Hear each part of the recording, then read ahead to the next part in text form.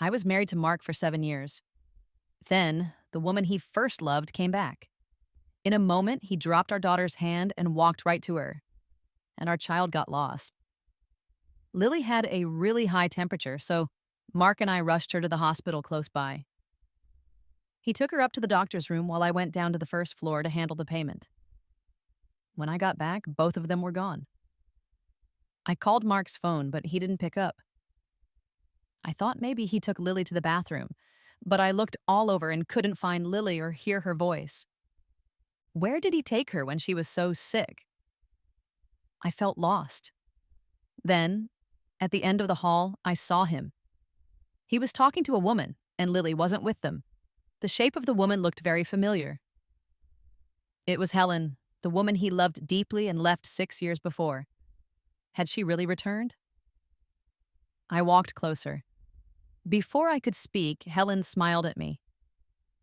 "Claire, what are you doing here?" she asked. She looked just as beautiful as when she left. I'd never met her face to face, but I'd seen pictures lots of times. I didn't like her. I called Mark's name. He turned to me. "Where's Lily?" I asked him. He looked around, saw the empty seat, and seemed scared. My voice got louder. "Mark, where is Lily?" I demanded again. Before he could answer, I spun around and rushed off. I shouted Lily's name, searching almost the whole floor, but she was nowhere. I was just about to ask security to check the cameras when I heard an announcement. A little girl named Lily was found. I ran over. She was sitting in a chair, her face bright red, tears still on her cheeks.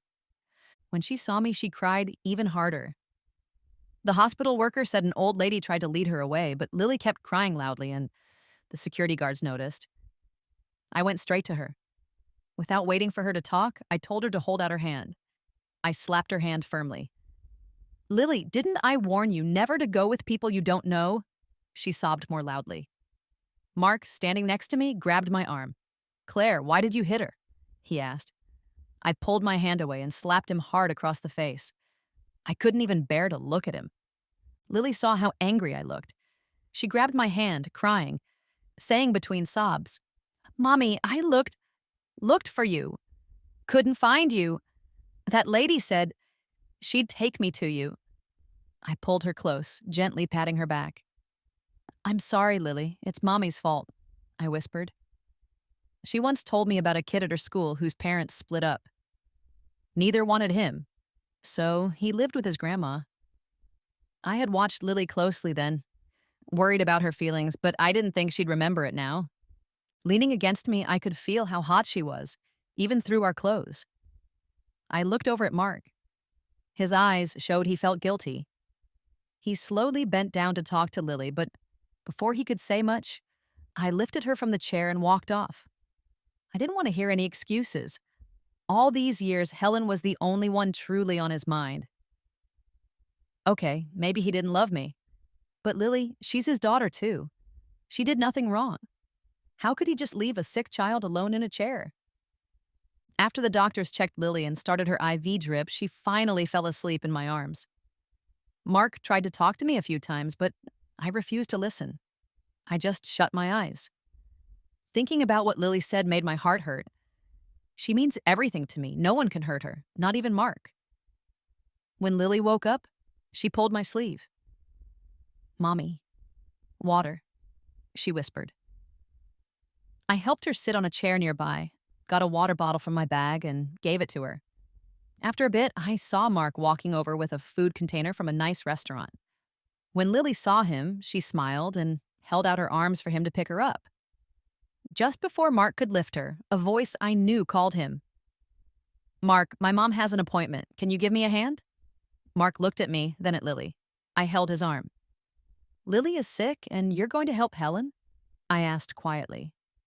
"Claire, Helen is alone. She needs help," he answered. Then he kissed Lily's forehead and rushed away. It seemed like Helen was the only person in the world who needed pity in his eyes. Even when his own daughter was nearly taken, he acted like it was no big deal, but he instantly became caring whenever Helen was near. Even Lily wasn't as important as a single thought about Helen. Well, maybe their child, the one he didn't seem to care much about, was worth his attention? While Mark was gone, Lily kept asking, "Where did Daddy go?" She sat on my lap, her head resting under my chin, whispering, "Mommy, Daddy went to do something nice." Then, "Mommy, Anna wants to find Daddy." She kept saying it.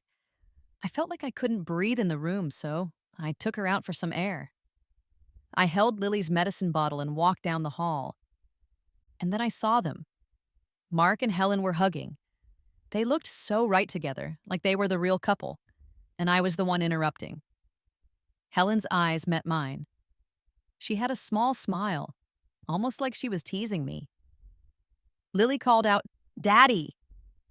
Mark quickly pushed Helen away. When he turned, our eyes met. I had a slight smile too, watching this crazy situation. I couldn't stop a quiet laugh. Lily didn't understand why I was laughing. She looked at me, then at Mark.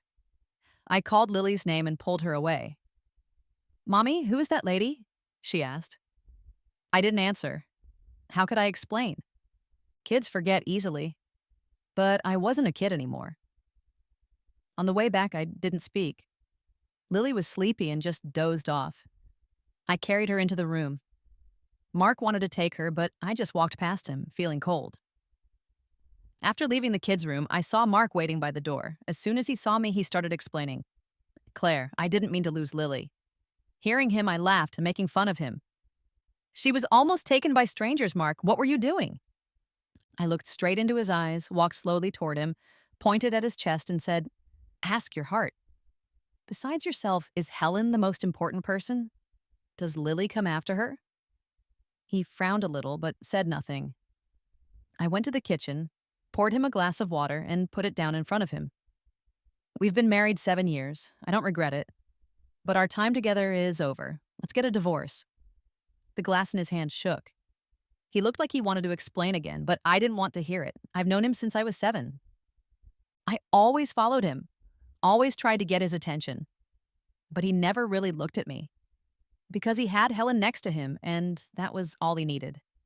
He didn't say anything else. I didn't speak either. I was about to go back to the room to pack my things when he suddenly grabbed my arm. "Claire," before he could finish, I stopped him. "Mark, I don't want you anymore." 7 years of marriage. I never realized he had never loved me, not even a tiny bit. We grew up together. Our families were neighbors. We married because our backgrounds were similar. When I heard he agreed to marry me, I was so happy I linked my arm with his. "Do you really want to marry me?" I asked. He nodded. Then, just silence. In college, we lived in different cities. We sometimes talked on the phone. I didn't know he secretly loved someone else. I only found out after we were married. He wouldn't let me look at his old photo albums or open his safe.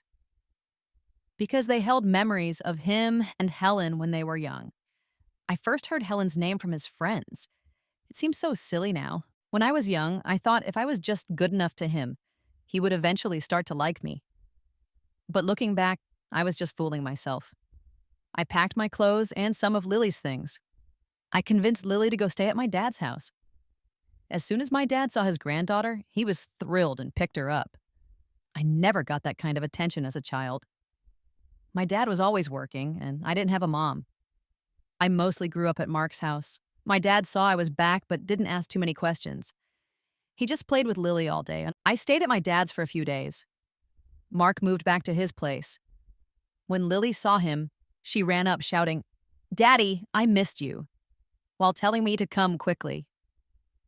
I had just finished cooking ribs and my hands were greasy. He didn't care. He took a rib from Lily's hand and ate it with her. I needed to talk to him about the divorce. I asked the housekeeper to take Lily home. Standing there, I asked him, "When are you free? Let's finalize the divorce."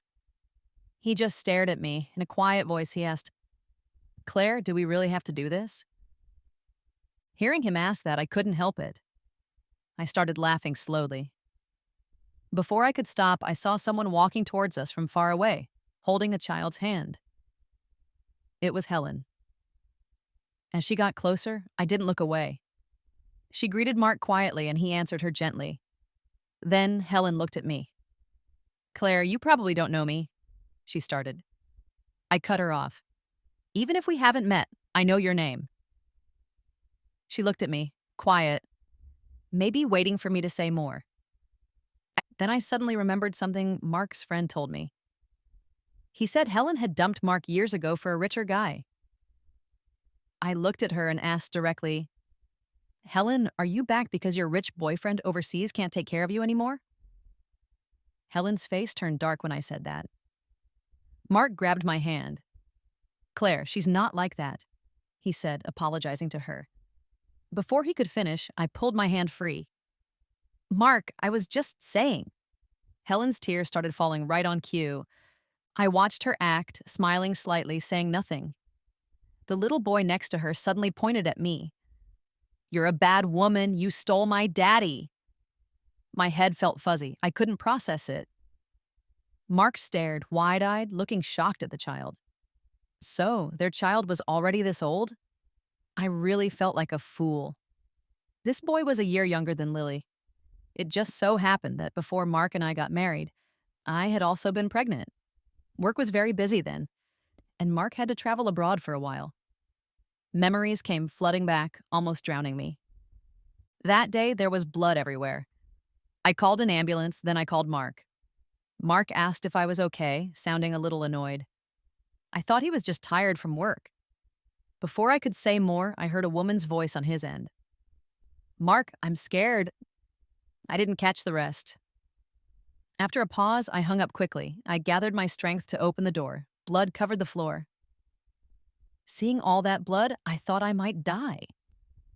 When he returned, he explained he was talking business with coworkers and got caught in an earthquake. But thinking about it now, maybe it was that night. The timing matched the child's age. Lily ran over. She saw the boy hitting me. She pushed him away and stood protectively in front of me. Why are you hitting my mommy? She asked. Lily wasn't usually brave. She grew up protected, spoiled by both our families, quite shy and sensitive. But she couldn't stand seeing me get hurt. You guys stole my dad, the boy shouted back. Hearing this, Lily looked at me, her eyes filling with tears, and started crying. She hugged Mark's leg. Daddy, you're Lily's daddy, right? She asked. Mark still seemed stunned, just standing there like a statue. When Mark didn't answer her, she turned to me and asked again. This time, I didn't comfort her, because I didn't know the real answer myself. If I told her it wasn't true, what if it turned out to be true later? Seeing Lily run out, the housekeeper followed her, worried, rushing outside. She didn't know what was happening, only that Lily was crying sadly. I picked Lily up and tried to give her to the housekeeper. Be good, Lily. Go home with Grandma. I don't want to. I don't want to. If I go out again, Daddy will get lost. She started throwing a tantrum, struggling to get to Mark. I pushed her into the housekeeper's arms. Take Lily home. I'll be back soon. After Lily was gone, I grabbed the little boy's hand and started walking towards Mark's house. Seeing this, Mark reached out to stop me.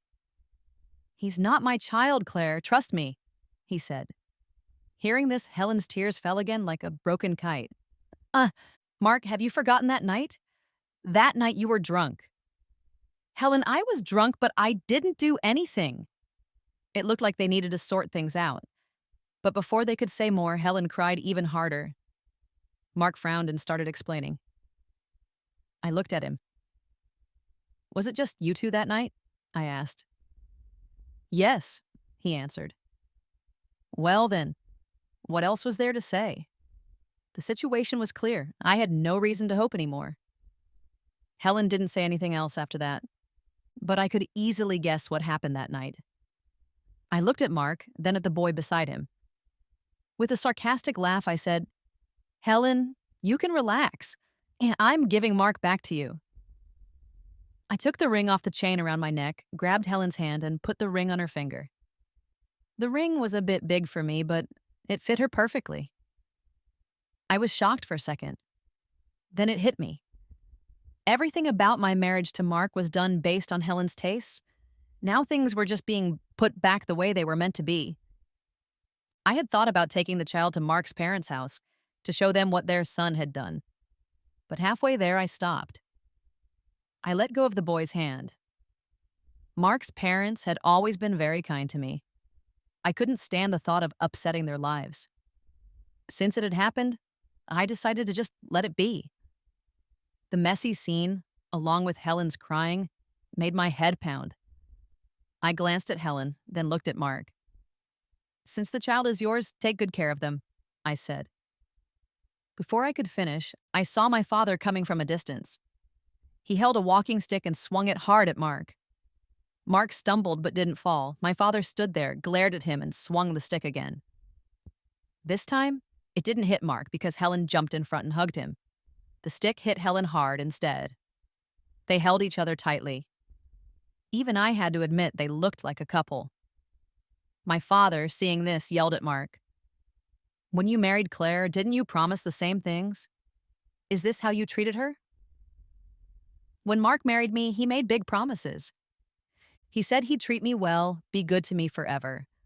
But forever is a long time, and he never changed because he never loved me. I grabbed my father's hand. "Dad, let it go," I whispered. The man who was once young and strong now had gray hair. He looked at me, his pain clear in his eyes. How can I let it go? How? What else could we do? That drunken night, just the two of them. Whatever needed to happen, happened. Only they knew exactly what went on. I looked at Mark and whispered, "Mark, I wish you both happiness." As he stepped back, he nearly fell. In a rough voice, he replied, "Okay." When I got back home, Lily was still crying. She ran to me, asking if that little boy had nothing to do with her father. I knelt, hugged her tight, and said softly, "Lily, I'm sorry. Mommy doesn't know either." I didn't want to tell her the truth. I didn't want her father to seem like a bad person in her eyes. Weeks went by. Mark never came to see me. Mark's parents didn't know what had happened. Only that my father was acting cold towards them. I talked to my dad a few times. He just kept shouting he wouldn't get involved with my life anymore. Ever since Lily heard about the other child, she barely asked about Mark. It was like she understood something. When I went back to pack the rest of my things, I pushed the door open and saw Helen and Mark sitting together at the dining table. It looked just like how our family used to sit, but different people were in the chairs. Seeing me, Mark stood up awkwardly. He came towards me, glancing back at the woman and child eating. I walked past him into the main bedroom. The bed covers were messy. Both the man and woman in the house were wearing pajamas. It was clear what had happened. Seeing this, I chuckled quietly, the feeling of being mocked rising inside me. Before I came, I had hoped Mark might show me some proof he was innocent. If he explained things well and begged me, maybe I would have given in. But I never imagined this. I went to Lily's room to pack her toys into a box. Before I finished, Mark closed the door. He looked at me, grabbed my wrist, and pulled me into his arms. I looked up at him. "When can we go finalize the divorce?" I asked quietly. His voice was close to my ear. "Claire, after we divorce, take good care of yourself and Lily." His words made me feel sick. They were sitting there eating like a happy family of three, yet he was thinking about my child? I paused for a moment, then finally asked, "Is the child hers, yours?" He frowned hard, like he didn't want to admit it, but finally said just one word, "Yes." The answer was what I expected, but hearing him say it still made me feel nauseous. I pushed him away, ran to the bathroom, and bent over the toilet, dry heaving. He patted my back, but I shoved him off. "Mark, please stop making me sick," I said. I stood up, rinsed my mouth again and again. I moved my things out, making a few trips. Mark followed behind me. I didn't know what he wanted to say, and I didn't want to hear it. As I drove away, I saw Mark in my rearview mirror, just standing there, staring blankly after my car. After a moment, Helen came down from upstairs. She wrapped her arms around Mark's waist, looking like a devoted couple. I looked away quickly and focused on driving. When I was carrying things inside my new place, Lily ran over, constantly looking back down the street. I didn't know what she was looking for. On my second trip carrying boxes, she couldn't hold back anymore. "Mom, where's Dad? Why didn't Dad come?" I put the box down in the living room, knelt, pulled Lily into my arms, and whispered, "Dad won't be coming anymore, sweetie." My father grunted from nearby. Good riddance, the world's better off without him. Lily couldn't stand anyone saying bad things about her father. Her lips trembled, and tears rolled down her face. Before my dad could try to comfort her, I stopped him. Lily looked at me, reached out, hugged my neck, and asked, "Dad doesn't want Lily anymore?" I gently stroked her back. "Dad still loves Lily," I reassured her softly. "He's just very, very busy right now, so he won't be around." And of course, he was busy taking care of his other child. Mark and I set a time to sign the divorce papers. Just as we were leaving, I saw Mark's car parked outside. On the way there, neither of us spoke. I looked at his thin cheeks. He looked almost like he did in his early 20s. He was that skinny back in college. He didn't eat properly, always studying in the library. I used to tease him. "Mark, is your auntie not giving you enough money? Need me to lend you some?" He'd playfully tap my head and laugh. "Oh, you figured it out.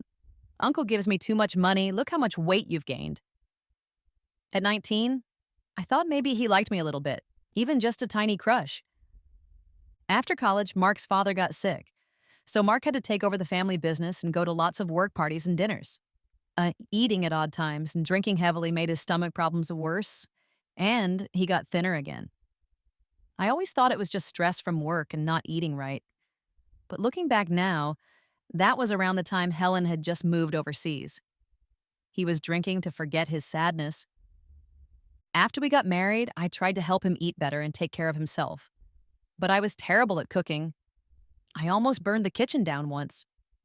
He cleaned everything up, leaned against the counter, wrapped his arms around my waist and pulled me close, and he said, "You've never done chores.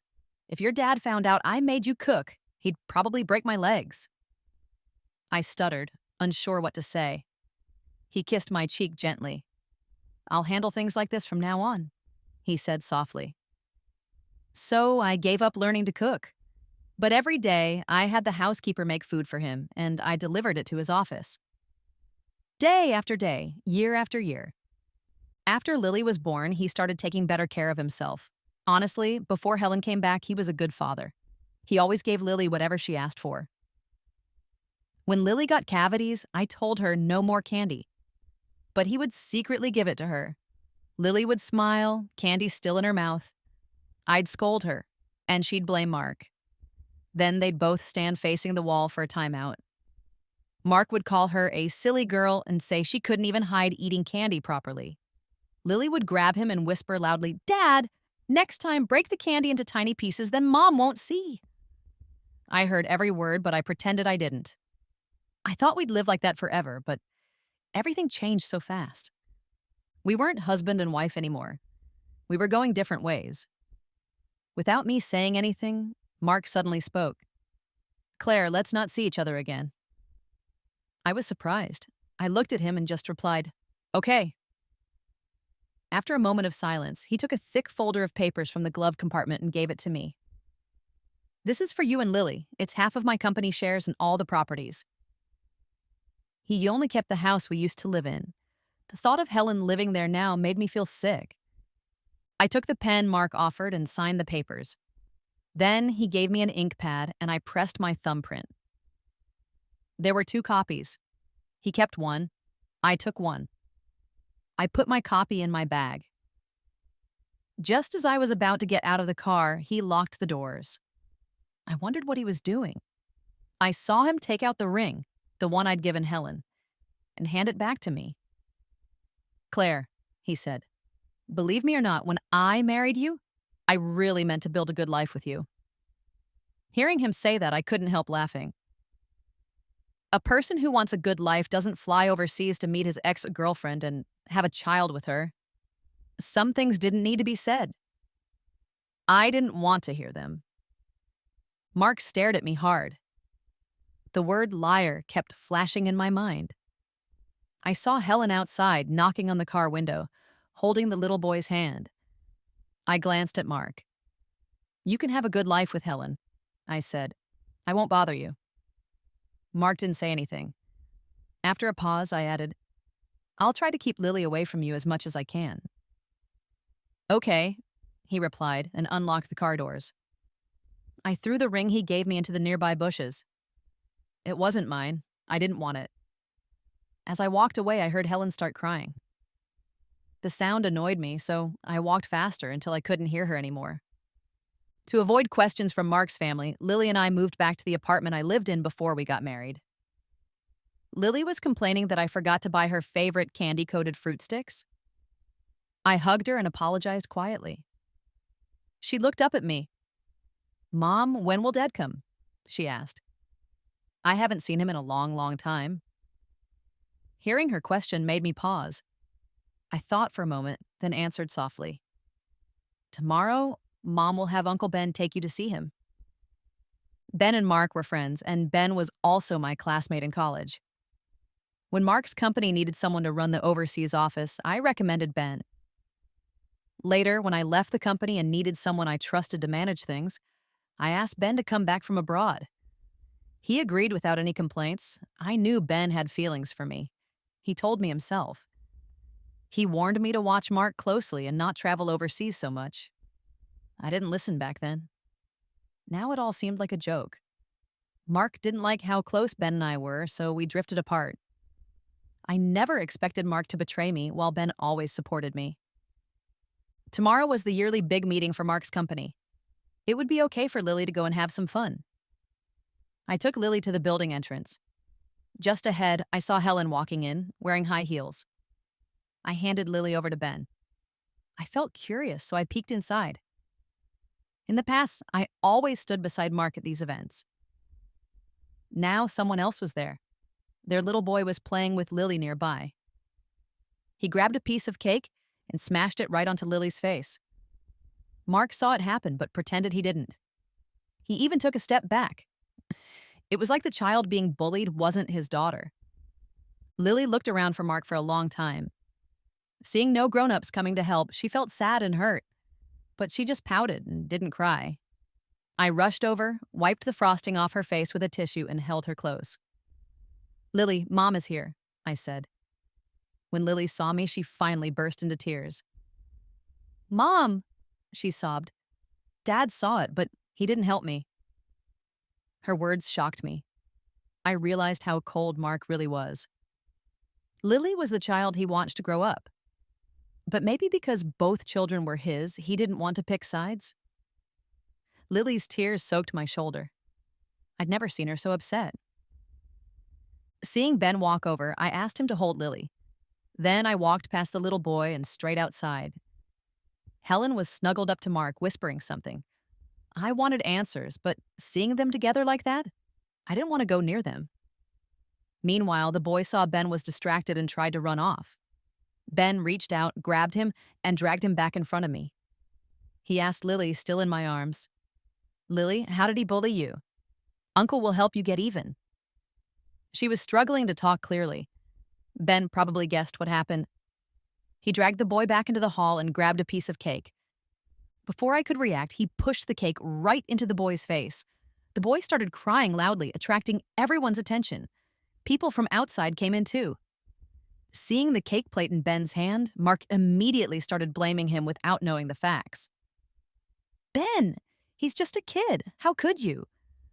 Lily saw this and started crying again, maybe finally realizing her father didn't care enough about her. Mark, watch your son, Ben retorted, pushing the boy towards Mark. Then, holding Lily with one arm and grabbing my hand with the other, Ben led us out of there. When we reached the underground parking garage, Lily slowly stopped crying. Ben whispered to her, Lily, remember, treat people the way they treat you. It's called getting even. Lily lay her head on his shoulder, sobbing quietly. Ben got into the driver's seat, looking over at me often. I smiled faintly. What? Do you feel sorrier for me or for Lily? He smiled back but didn't answer. After a moment, he said, sounding a bit annoyed, I warned you before. You didn't listen. This is your own fault. Maybe he felt he sounded too harsh because he didn't say anything else. I didn't speak either, just turned and looked out the window at the city lights. Same city, same night, but the person next to me was different now. Maybe because I was quiet for so long, he asked, "We have a meeting at Mark's company tomorrow. Are you going?" I looked back at Lily asleep in the back seat, thought about it, and said, I'll go. Ben said I wasn't acting like my old self. I used to be sure about things, but after getting married, I spent all my time focused on my husband and child, only sometimes thinking about his marriage situation. He smirked and said casually, "I actually wanted to marry into your family, you know. Too bad you got married so early." I chuckled. "Come on, Ben. With your looks and job, you should buy a house soon and find someone nice." The word marriage hadn't even come up yet. He stopped me. "Claire, just focus on living your own life first." I smiled awkwardly. Maybe a life without strings attached was what he really wanted. I had been too nosy. Lily woke up from our talking. She opened her eyes a little, looked at Ben, then at me. Ben leaned over and whispered, "Uncle has left." She made a little sound, then turned her head and went back to sleep. He walked a few steps, then turned back. "Lily, you have to come tomorrow." I didn't understand why he said she had to come, but as soon as I got to the company the next day, Ben's assistant ran up to me, looking worried. She told me Mark and Ben were fighting. I pushed open the door to the break room and saw Ben holding Mark down, punching him. "Ben!" I yelled. He turned to look at me, his face scratched. Mark reached up to hit Ben back. I ran over, grabbed Ben, and ended up taking the hits on my back instead. Mark helped me up and tried to talk to me. I felt there was no point even looking at him. I gently pushed his hand away and stood up. Ben looked like a kid caught doing something wrong, touching his nose and smiling sheepishly at me. Then he stood behind me. I told him to leave. As I walked to the door, I heard Mark call my name. I stopped for a second, but this time, I didn't turn around. Glancing back, I saw Ben still smiling secretly. "Ben, what's so funny?" "Are you mad I fought him?" he asked, leaning against the wall, still smiling. I didn't answer. I looked at his scratched face and poked him. He flinched. Seeing him react, I teased, "Oh, so Ben can feel pain too? Why did you fight Mark? You two are like 60 years old combined." Before I could finish, he pulled me into his arms. "He treated you badly, Claire." "I won't let that happen," he said softly but very seriously. Seeing I wasn't reacting, he added, "Claire, I won't let anyone hurt you. Not anyone." I looked up at him, struggled slightly to get free, but surprisingly, he held me even tighter. Far off, I saw Mark standing nearby. I thought Mark wouldn't care anymore. Now that he had his darling Helen, he probably didn't even notice me. Quietly, Ben whispered in my ear, "I haven't had dinner at your dad's place in a long time." Before he finished, I knew what he was planning. Today, Mark would be coming home. When I glanced back and saw Mark walking away, Ben finally let me go. As we left the company building, Ben threw his coat over his head, just leaving one eye showing. He walked me home, giving me all sorts of advice and asking me to eat dinner at my dad's. I wasn't really paying attention, but I couldn't ignore my dad's call later. When I got to my dad's house, I saw Ben carrying a huge bag full of kids' toys. Then he went back to his car and brought in some special local foods. My dad looked very happy. "Ben, take your time," he said. Lily looked up at me, then at Ben, and walked over to find a bag of candy in the pile of gifts. She couldn't open it. She glanced at me, then walked right past me to Ben. She handed him the candy bag, smiling brightly. "Uncle Ben, can you help me open this?" Ben knelt, opened the wrapper, gave her one piece, and popped it in her mouth. I walked over, holding out my hand. Lily reluctantly gave me the candy, avoiding my eyes. I didn't feel like dealing with her attitude either, so I went inside, leaving the three of them talking outside. I saw Ben and Lily whispering together, not sure what about. Until I saw the candy in Lily's mouth again. "Ben!" He turned to look at me. Then Lily ran over to him. He scooped her up and started running. "Don't let your mom catch us or I'll get in trouble too," he laughed. I followed them slowly. Lily was laughing happily in his arms. Mom can't catch us. Mom is silly. Before she finished her sentence, they almost ran into Mark's family. Lily saw Mark holding the little boy's hand. Her face changed slightly. She looked away quickly and didn't even glance at him again. She buried her face in Ben's neck and stayed quiet. Mark saw this, let go of the boy's hand, and tried to hug Lily. She pulled back, clearly not wanting to go to him. Ben took a few steps back, putting distance between them. Lily seemed to relax a bit. She looked at Mark and asked in a small, clear voice, "Are you my daddy?" Mark's face shifted. He took a few steps closer.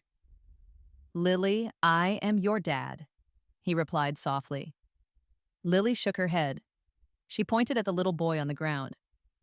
"No, you're not my dad. You're his dad." After saying that, she snuggled back into Ben's neck and didn't say another word. I saw Mark frozen, just staring at Lily, not blinking. Just as he opened his mouth to speak, Helen stepped forward, took Mark's hand, looking like she was comforting him. Mark pulled his hand away and looked at me.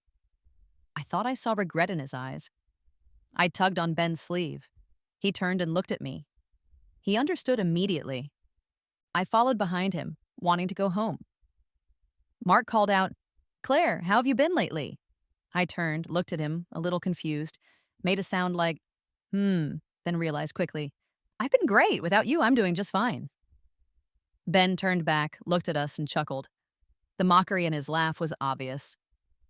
"Uncle Ben, what are you laughing at?" Lily asked him. "Some people don't know a good thing when they have it," he said, holding Lily and running back towards the house, making her laugh the whole way. When he drove us home that night, he noticed Lily seemed down. So he went upstairs to play with her for a while.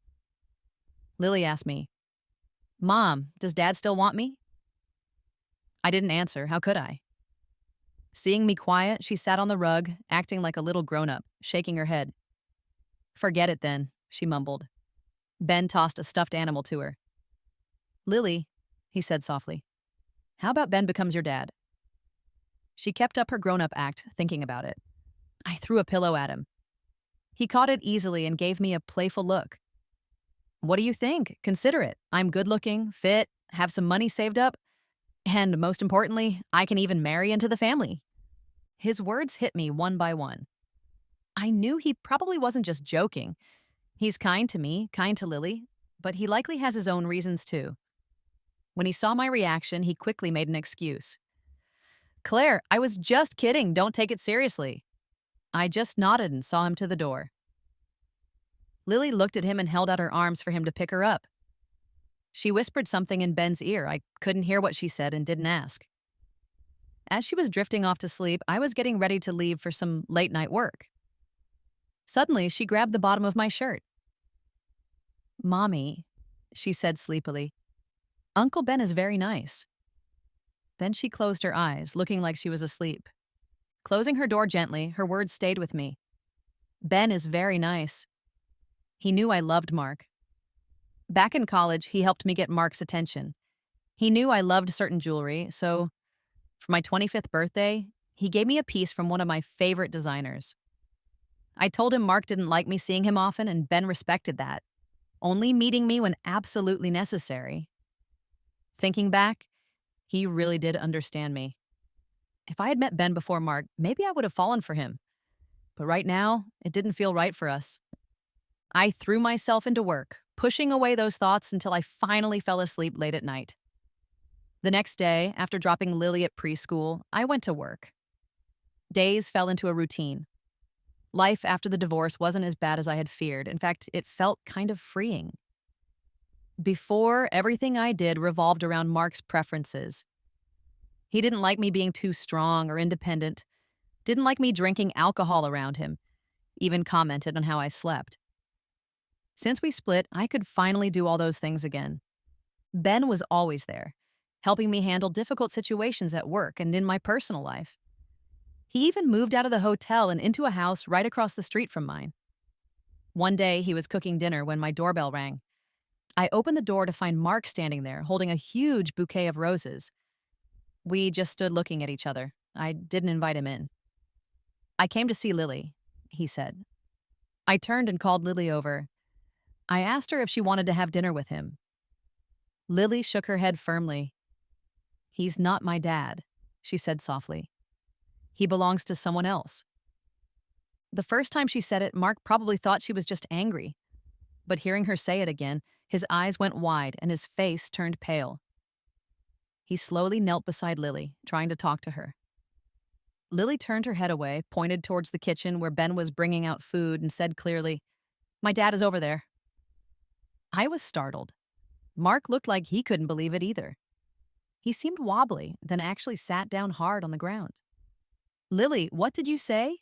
he asked, his voice strained. "I don't like you. Don't come to my house anymore," she said, and tried to push the door closed. She used to adore Mark, but ever since she heard that little boy calling Mark dad after bullying her, her feelings changed completely. She didn't like Mark anymore. Ben heard what Lily said and came closer, asking her to repeat it. She turned away, huffed, "Uncle Ben, wait until you actually win Mommy over before saying anything." Ben glanced at me. I avoided his eyes and called Lily to wash her hands for dinner. Seeing this, Ben sighed deeply. Later that night, after Lily was asleep, he took me over to his house. 2 glasses of red wine were waiting on the table. I didn't walk further in. I just looked at him.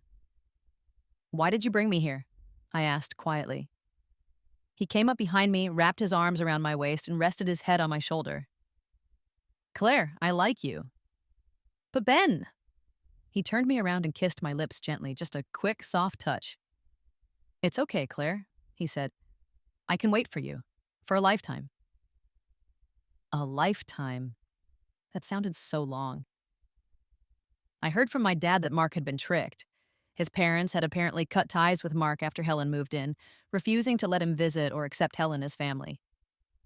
When we got back to my place that night, we saw Mark smoking under my apartment building. I felt a pull to go talk to him, but Ben held my wrist. I looked at him, questioning him with my eyes. We just stood there silently, looking at each other for maybe a minute, before he finally let go. "Go on then," he said quietly. Mark had a noticeable stubble on his chin. He always cared so much about looking neat. How could he look like this now? I looked at him, and he looked back at me. After a moment, he said, "Claire, come back to me. I miss you so much." Hearing this, I couldn't stop myself from laughing.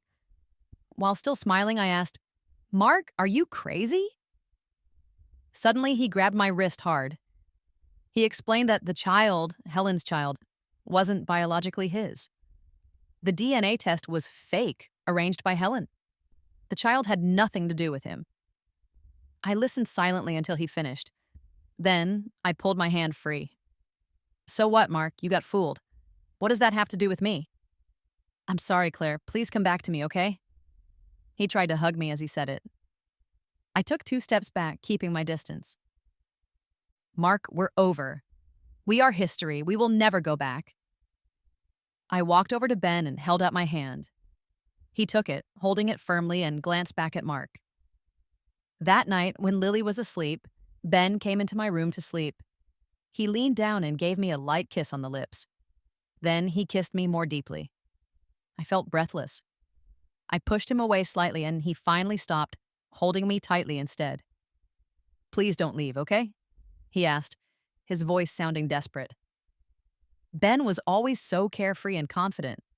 I'd never heard him sound like this.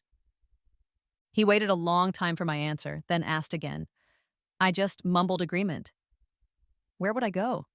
I asked softly into the darkness. "Back to Mark? I won't go back there." I answered quietly, but that night he still held me tightly as if afraid I'd disappear. The next morning he woke up the instant I moved. "Where are you going?" was his first question. I looked at him and smiled gently. "I'm just getting some water." He looked surprised and anxious.